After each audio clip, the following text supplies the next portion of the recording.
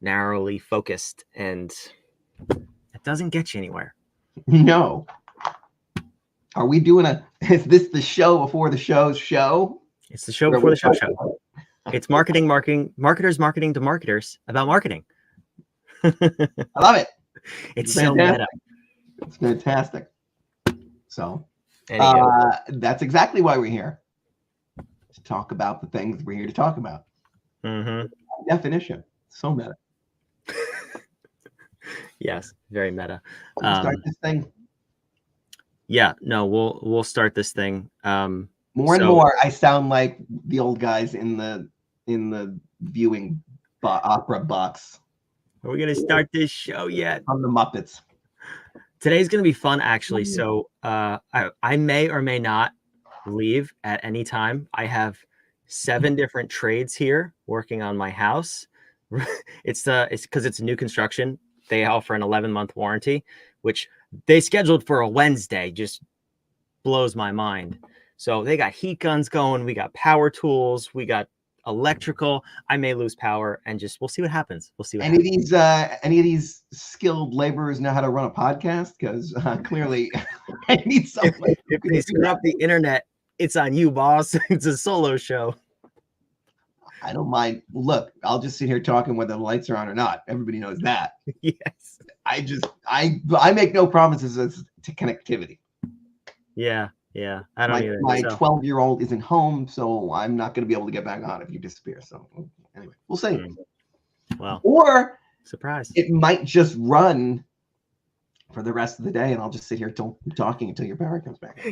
You would live stream your whole life. Just sitting there. And anyway, I just keep falling asleep. It's like some kind of endurance competition. How long? I'm filibustering. Suddenly, Mr. Smith goes to Washington. I'm like, yeah, you know what else? Consultancies. That's not fair what they're doing. The consultants and I don't know. It's a terrible. That would be fun. It's a terrible Jimmy Stewart. Enough of this. Welcome back to another episode of The Ether, where we disrupt your thinking, challenge the status quo, and illuminate the path to easier business success. I'm your host, Brandon Gano, joined by my co-host, Sean Delaney, the creator, founder, and mastermind behind What If, where we exist to demonstrate the acceleration, ease, and joy that comes from running a truly harmonious business. Let's dive in to another episode and grow your business. Aloha, Senor Delaney. What's crack-a-lackin'? Oh, no. It's live. We can't take that out. You said crack-a-lacking. Yeah, because that's what the cool kids say, right? I don't know. I have no idea. Says these days? Get off my lawn. What are you kids crack-a-lacking out there with your TikToks? Oh, man. Well, all right. We got a fun show. We have an important show. We have a topic that I think will shine some clarity for a lot of people trying to grow their business, get their time back, wherever they are on the journey. It's a question that we get all the time because it's what we do. We are fractional COOs. We help you grow, scale your company, get your freedom back. So what can a good COO do for your business? Whether it's fractional, full-time, a COO that's not really a COO, we're going to break all that down. There's a lot of myths to bust here, but it's a big question. So let's start with this question right off the top. Maybe obvious. What is a COO? Yeah, well, that's a great question to ask because everybody's a fractional something these days. When we started calling ourselves fractional COOs, it was because it was more accurate as to what we really were doing. And we understood the term from its traditional corporate level as somebody's overseeing everything. Now you say, oh, I'm a fractional COO. And they say, oh yeah, me too. Or they'll say, oh, so you're an operations guy. Say, okay. What do you mean when you put those? I know what each individual word you're saying means, but when you put them together in a sentence like that, what do you think they mean? Oh, well, you do process automation or SOP. You go, okay. That is one instrument in the orchestra. We do that, but that's not really what we do. And I think we see that also when someone will say to us, I am a fractional CMO. Okay. I don't know if she means what I think she means, or I don't know if she thinks she means what she thinks she means. Right? Like, what do you mean by that? Because I know some fractional CMOs, and they've worked at massive giant companies, and they understand every single element and nuance of their discipline and the ways they play with all the other disciplines, because they've seen that at the highest corporate levels when that doesn't work and the problems there. They're singing from our hymn book. So they fully get it. What do you mean? Well, I mean that I do marketing, but I know that you should probably start with doing their strategic planning. Okay, great. You're not just the clarinet player saying, I am the band. You're understanding that some of these instruments have to be played in concert together. See what I did there, Brandon? I like that. But so you know 2 or 3 of the instruments, but you're not the conductor. You might be able to run. You have enough instruments to run it. You've got a session band, or you have a band, a wedding band, and it's great. And you can play a lot of covers. It's fantastic. You're really awesome. But I'm talking about orchestra level, all instruments across all the 10 disciplines, and understanding them and how they play together. So let's talk about the different kinds of fractional COOs that are out there. Okay. So one, you've got the ones that they solve intractable problems. So I've got a big issue. I need to solve it. Your COO, meaning you're in some proximity of, I understand process, I understand multiple disciplines and how they connect to each other, and I solve big problems. Okay. We think they're in the operation, but if it's not there, you can find it. Yeah. So they come in and they solve the problem. This is what I did for the Nikes and Ubers of the world. I wasn't their COO. They have a COO, clearly. They don't need that. But they're a big enough company that someone has to go down there and find out what's happening. And we don't have the people to do that who can play enough of the instruments to find the problem wherever it might sit. Fix this thing because it's an intractable problem. We don't need you here. We have lots of employees, lots of smart people, lots of people who understand operations, marketing, systems, risk, people, leadership. We have an entire massive organization of people who know lots about either a lot about one of those instruments and the way we play it here, or they know how to play that instrument in a couple of different kinds of songs, meaning different companies. They have some career mobility, but they're still a master of that discipline, and they might know a couple other instruments, but they know them all.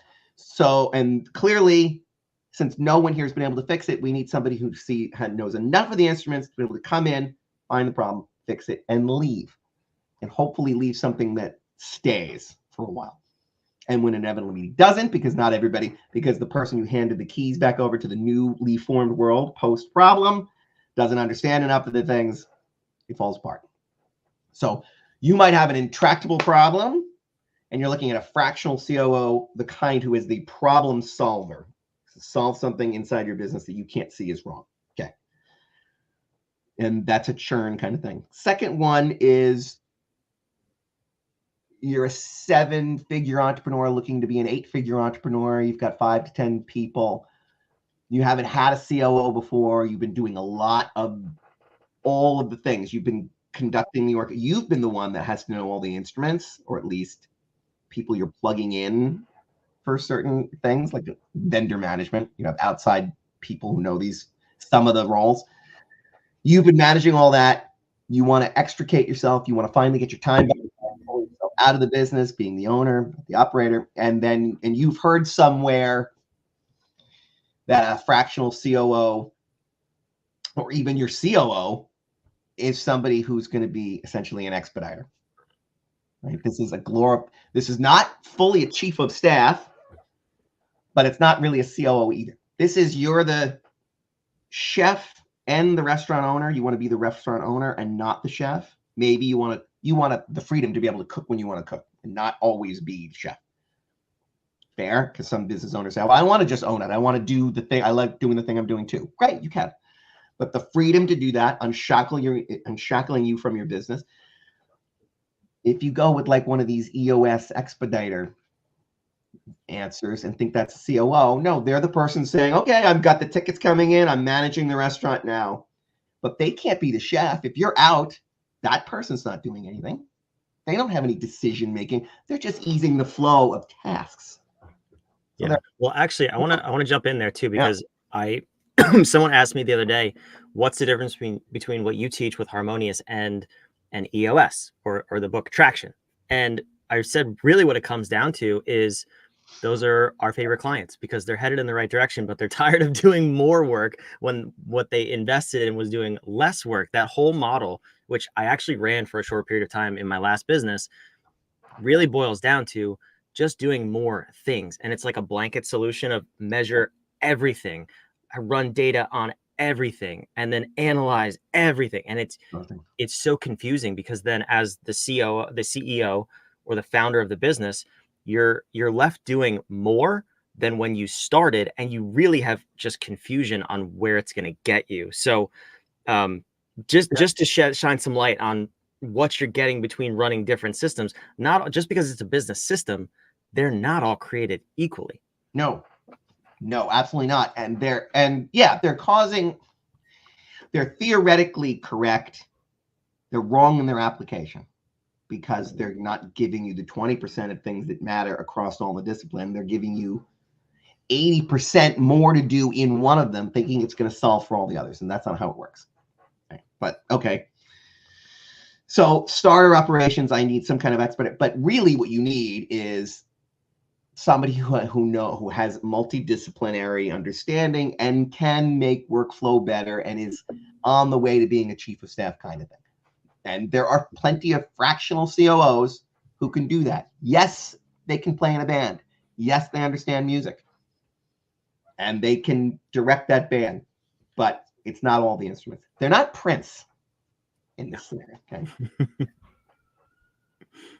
You might be Springsteen, but you're not Prince. You're not Prince. Musician, fine. Not Prince, baby. Okay. And then the third is a real fractional COO who is, you're not fully ready to hire somebody inside, but you are looking for that person to whom you can hand over the keys for much of this.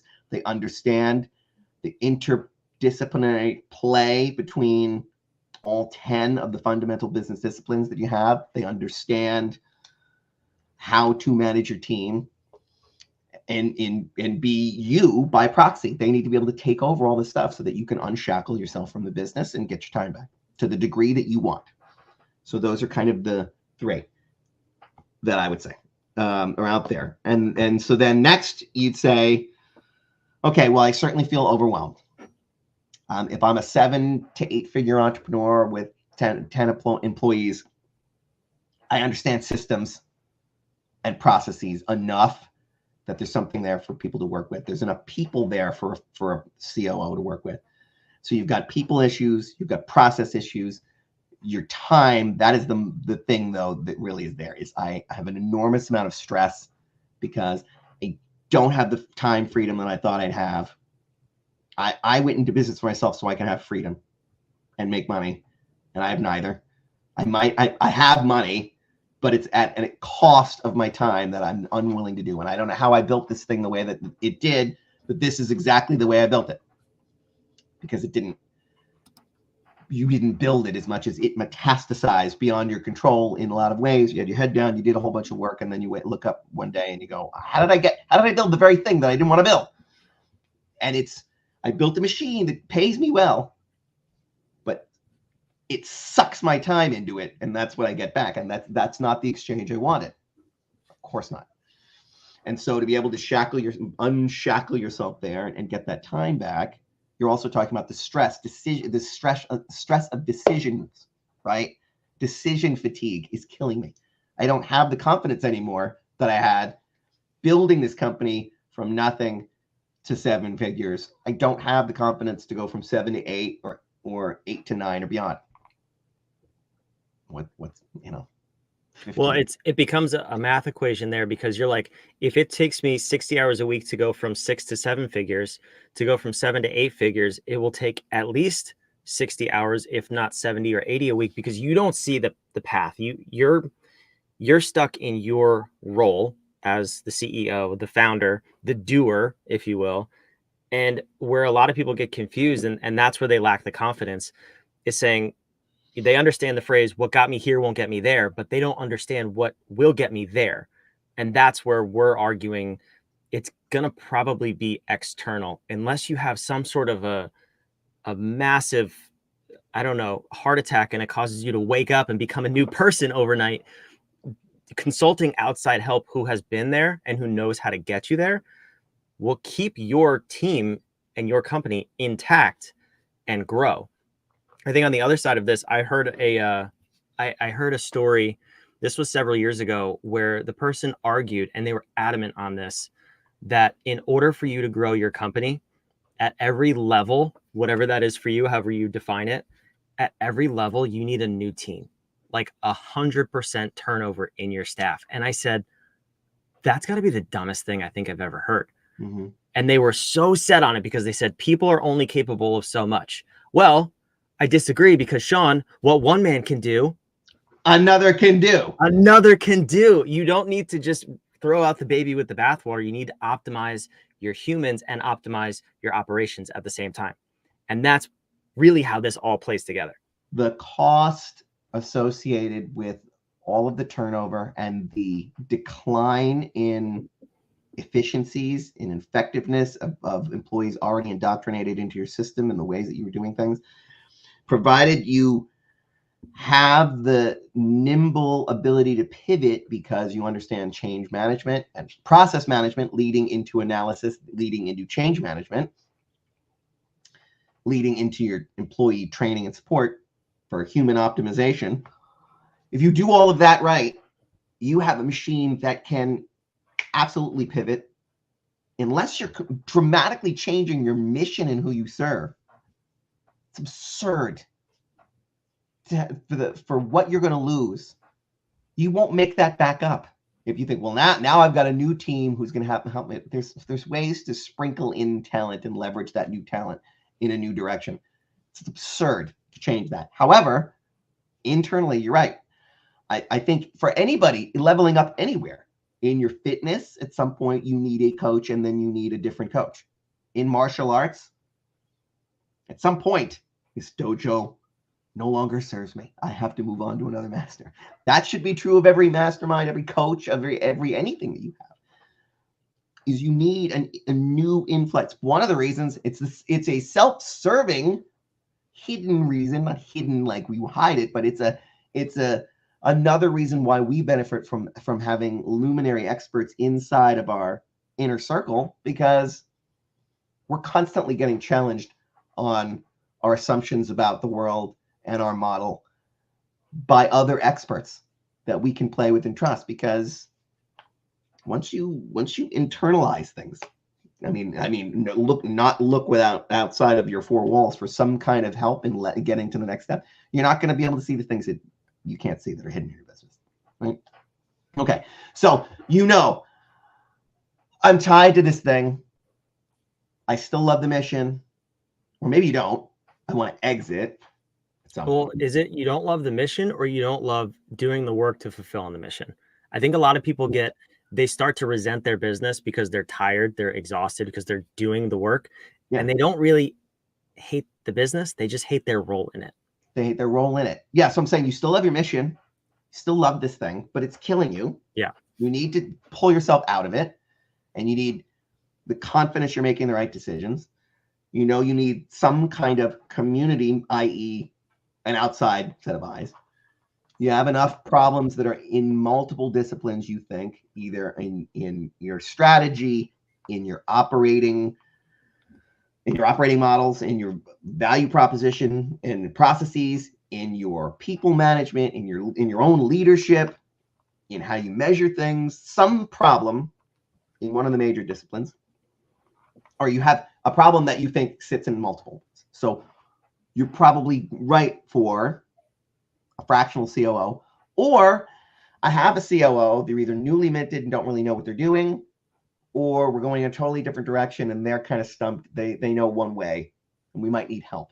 And so you can have a full-time COO and a fractional COO because they play more instruments and they can help up-level the entire game with a fraction of their time. That's the whole point, is to getting massive experience for minimal cost because they're not there that much. So they're going to have to leverage resources inside your four walls. Otherwise, well, if you become that you're paying them full-time and they're inside the walls, then you should just hire them. If they're fully dedicated to you, you're just playing games then for tax purposes. And I want to have an employee, I want a vendor. Okay, a contractor, fine.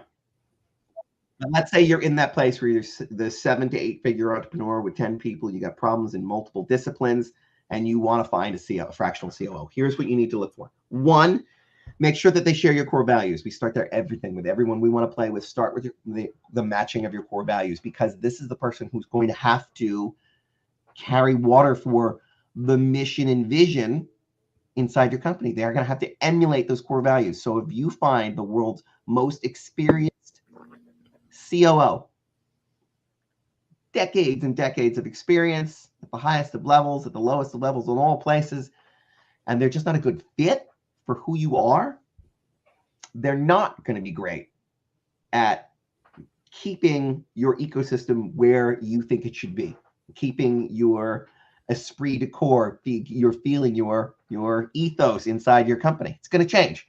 Your culture, your company culture is going to be changed by this person. Okay. So if they match with the core values, now you know you can riff and jam with them and play, and they will fit into this very thing that you want, and they will fit into your mission, and they will be a leader that they need to be, an inspirational leader just by their very carrying of that water. So first, look for core value alignment. Look for that for anybody you work with. Second, do they have a strong process or methodology, something they can point to? They have to come in and get up to speed really, really fast. You're dying over here. You need this help. And you don't want a 6-month kicking of the tires to figure out what you do and who you are and what the next best steps are, so they can start making decisions for you to alleviate your decision fatigue. And they can start carrying roles and handling things before they ever get to you. It's the only way you're going to get your time back. So they have to have a methodology. Do they have something like our diagnostic up front, where we can say we're going to come in already knowing where 80% of the issues are hidden inside your disciplines? And we have a methodology that we have used at the Nikes and Ubers of the world, all the way to the lowest lowest number of people, right? So on entrepreneur, we know it works everywhere. So it is a repeatable, mentionable, point-toable methodology that you can quickly communicate to your employees and start to educate them on. So if they have a way to either find hidden problems, because you're asking them to do that, or get up to speed. We have 100 questions in 100 days methodology that we also use that tells you it's your 90-day plan. Every senior leader should come in with a 90-day plan and be able to tell you before they get there, articulate, these are the steps I take in order to get a handle on things. And if a fractional COO tells you, well, I can't do that until I get in there and kick around, they're winging it, and winging it is how you've gotten here. You don't need it's not going to help you get there. There's a lot of heavy lifting then that you have to do. Yes, they have to be able to come in and ask questions and tailor their plan. They should have a general idea. This is how I scope things quickly, easily, and then get people on board and then move in a new direction. Great. Yeah. So real quick on that too. That's two things that a lot of people miss, which is implementation on that. So it's, go ahead. Yes. I was just going to say, so that actually happened to me a number of years ago when I was bringing a consultant into my first business to help me get my freedom back. And I was looking for someone who had been there, done that, and could help me see what was coming down the road and help me achieve my goals. That's what really a consultant or a fractional anything would do. And when I was talking to him, I didn't put the pieces together at the time, but now it's exactly what you're saying. And that's why it ultimately didn't work out the way I thought it was. He had a plan, but it was only from his one experience of running that exact company in that exact industry. And this guy was, I don't have anything bad to say about him. He was a legend in that industry and did amazing things. But I wanted to take my business in a slightly different direction, and he didn't have the tools to necessarily see that path. So that ended up getting me in a lot of trouble in the long run, because I was was trying to like split the business in two pieces. I was trying to go my way. He was trying to keep me on his way, mostly because he couldn't see my way with his results. Yeah. So that was something that you definitely don't want to learn the hard way. You don't want to just go with the industry expert, if you will, and say like, oh, well, I have a SaaS company and this person has grown a 9-figure SaaS company. Yeah. Okay. All business is the same, but all companies are unique in the way that they run and the goals that they pursue. So do you want to run a 9-figure SaaS company doing exactly what they did? It's already been done. I feel like you don't. So maybe consult someone who can get you to your goals, not just chase someone else's already achieved goals.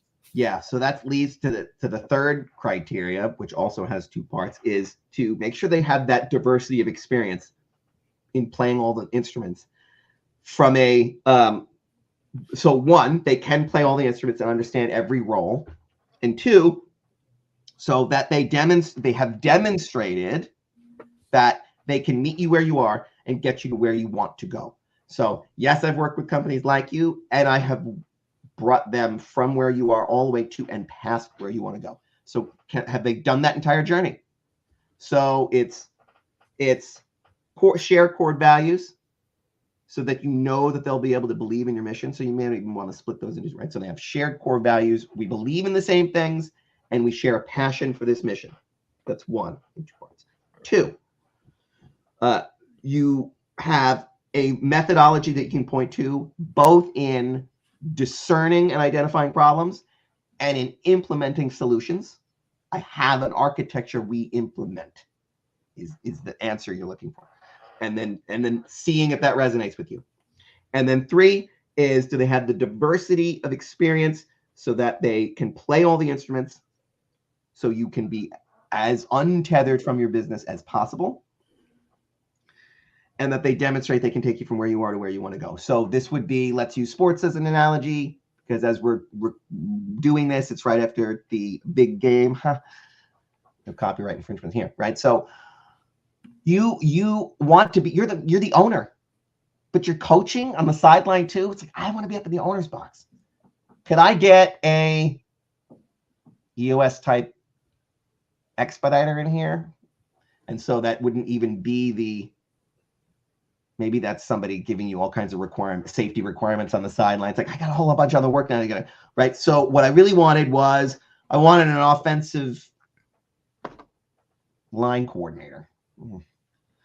Right. That only gets half the equation, right? I got to get somebody run the offense. I got to get somebody run the defense. Now I have 2 employees doing half this job. I'm still down here. When do I get to go up there? Yeah, because you need somebody who understands every single position on the field and the interplay of the dynamics around them and what this guy would be doing and what this person would be doing and what that woman's doing and then that I can go up there. Yes, finally. Yes. Okay. So that COO is that coach level person who can, right? You're looking for Prince. Now you can put on any concert you want.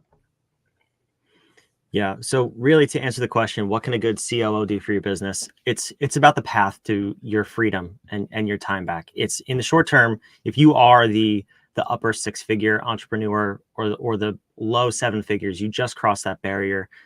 You probably don't need a full-time COO. They're expensive, full disclosure. They do a lot and they do a lot for your business.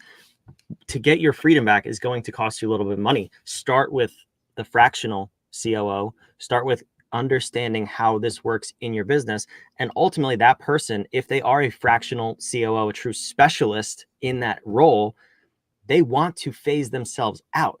They want to bring on a full-time COO. Once they scale up your business, get you out, get your freedom back, they want to help you find a full-time COO, work together through the transition, and then back out as the fractional piece. It is an orchestra, really. And now you can let it sit there and provide all the income and joy that you wanted from it, or pour in when you want to, or now you can sell it at multiples with confidence in those multiples, because the new owner says, and I already have a staff here. How much do I need you? How much of this business is you? 0. Almost none, because the COO is me, other than the fact that I'm in the owner's box. They know all the instruments. They know all the roles. They know all the things. And we're running a system that then they can even teach you, new owner, so you know what's going on. Yeah, this Help is us. the path is the path is sometimes hard to see, but once you go through it, a lot of times people they would want to sell their business, and that's why they would kind of go through this process, and then it becomes so fun and easy, really, because they're not in it, that they end up keeping it. Why would you not keep a steady stream of cash flow that causes you no stress, takes none of your time, and is optional? And when it is optional and you go into it, it's fun. It's That finally is it's amazing. finally fulfilling on the mission that I Yeah. set out to for the avatars that I'm trying to serve and me. It's delivering me the time and the money so that I can have the freedom or the fun or the fantastical life that I wanted. Amen. All right. Well, we got to run. This has been a good episode. If you want to take that next step in your business and explore what a fractional COO would look like, or a full-time COO, we have resources, whether ourselves or our partners who we partner with, that can actually place a full-time COO in your business. And we want to talk. Take the first step. Whatif.com. It's on the screen. It's in the Take show our notes. diagnostic. Take the diagnostic. It's on whatif.com. You'll be able to see what's going on in your business. We're going to run. We'll see you next week on the Ether. This was a good one. Thanks for watching. Make sure you subscribe. See ya.